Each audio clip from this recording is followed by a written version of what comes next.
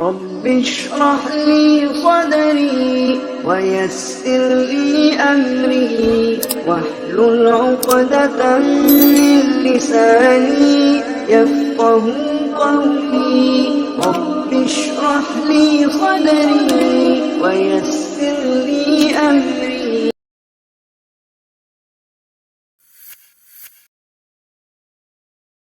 السلام علیکم ورحمۃ اللہ وبرکاتہ. الحمد للہ وحدہ والصلاة والسلام علی من لا نبی بعد اما بعد. اعوذ باللہ من الشیطان الرجیم. بسم اللہ الرحمن الرحیم. سبحانک لا علم لنا الا ما علمتنا انک انت العلیم الحکیم. وقال النبی صلی اللہ علیہ وسلم طلب العلم فریضۃ علی کل مسلم.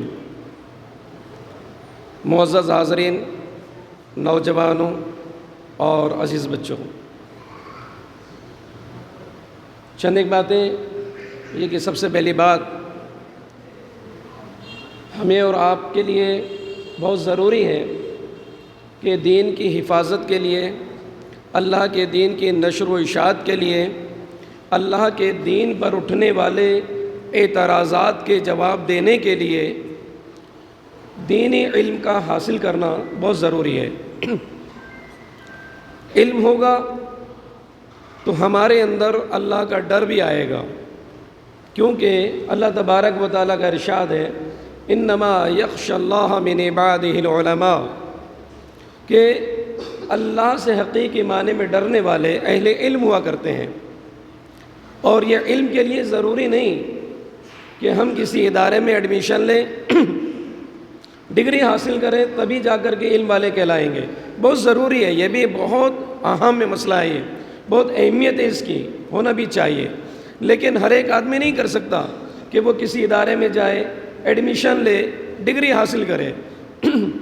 لیکن قرآن کے ذریعے، احادیث کے ذریعے، سیرت کی کتابوں کے ذریعے، اسلامی تاریخ کے ذریعے ان کتابوں کا مطالعہ کر کے ہم علم حاصل کر سکتے ہیں. علم ہوگا تو ہمارے اندر بصیرت آئے گی، ایک وسیع سوچ آئے گی، کشادہ سوچ آئے گی. ہم صحیح کو صحیح کہیں گے، غلط کو غلط کہیں گے. حق اور باطل میں تمیز کرنے کی، فرق کرنے کی تمیز ہمارے اندر پیدا ہوگی.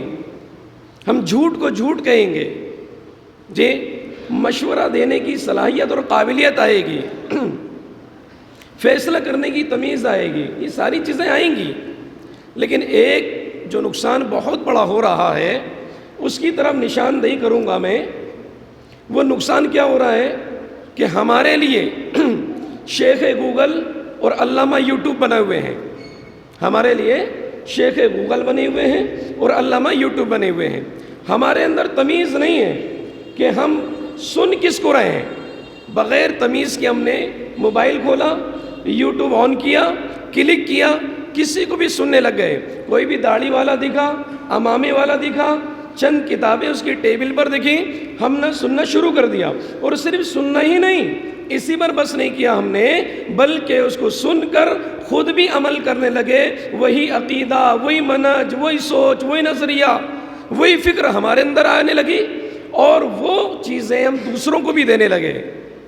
ہم نے تحقیق نہیں کی، ہم تحقیق پر گئے نہیں اور اس کو ہم نے عمل میں بھی لیا ہے اور فارورڈ کرنے بھی لگے. یہ آج موجودہ زمانے کا بہت بڑا فتنہ ہے، بہت بڑا نقصان ہے یہ ہمارے لیے.